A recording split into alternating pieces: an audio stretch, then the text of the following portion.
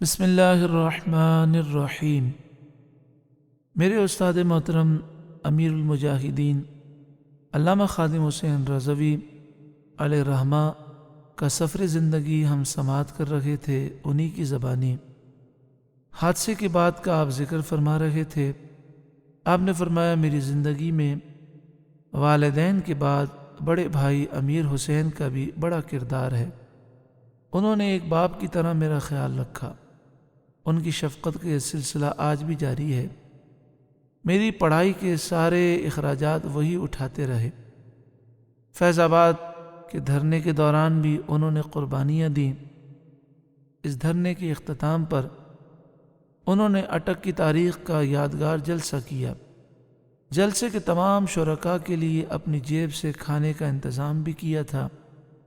بڑے بھائی امیر حسین پہلے پاکستان میں ایک آئل کمپنی میں ملازمت کرتے تھے، اب ابو ظہبی میں کام کر رہے ہیں۔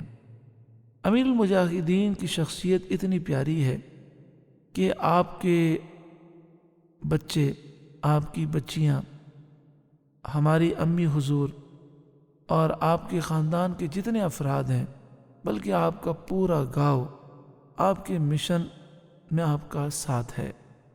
جب بندہ مخلص ہوتا ہے تو اس کا مشن ہر ایک کو سمجھ میں آ جاتا ہے۔ کیا کمال اللہ تعالیٰ نے آپ کو شان عطا فرمائی کہ جو آپ سے قریب ہوا وہ ناموس رسالت کا محافظ بن گیا۔ جو آپ سے قریب ہوا، خاص طور پہ آپ کے دوست، احباب، رشتہ دار، سب نے آپ کی طرح قربانیاں دیں۔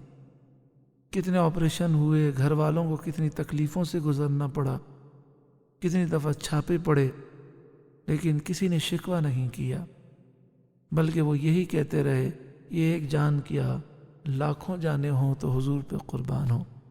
اللہ تعالیٰ امیر المجاہدین کے صدقے میں ہمارے گھر والوں کو، ہمارے دوست احباب، رشتہ داروں کو، ہم سب کو ناموس رسالت کا محافظ بنائے۔ اللہ ہماری بزدلی، سستی، کاہلی، غفلت کو دور فرمائے۔ اللہ ہماری کوتاہیوں کو معاف فرمائے، آمین۔ آخر میں امیر المجاہدین کا ایک فرمان سماعت فرمائیں۔ آپ فرماتے ہیں کہ داتا گنج بخش علیہ رحمہ نے کشف المحجوب میں لکھا ہے کہ دنیا کے سب سے بڑے صوفی حضرت صدیق اکبر رضی اللہ تعالی عنہ ہیں۔ حضرت صدیق اکبر رضی اللہ تعالی عنہ جب خلیفہ بنے تو آپ نے چاروں طرف دشمنوں پر حملہ کیا اور یہود و نصارہ، مشرکین، منافقین کا قلع کما کیا، جنہوں نے ختم نبوت کے مسئلے میں غداری کی اور نبوت کا جھوٹا دعویٰ کیا، اس پر اور اس کے ماننے والوں پر آپ نے حملہ کیا۔ جو زکوٰۃ کا انکار کرتے تھے ان سے آپ نے جنگ کی۔ حضرت اسامہ بن زید کے لشکر کو آپ نے روانہ کیا۔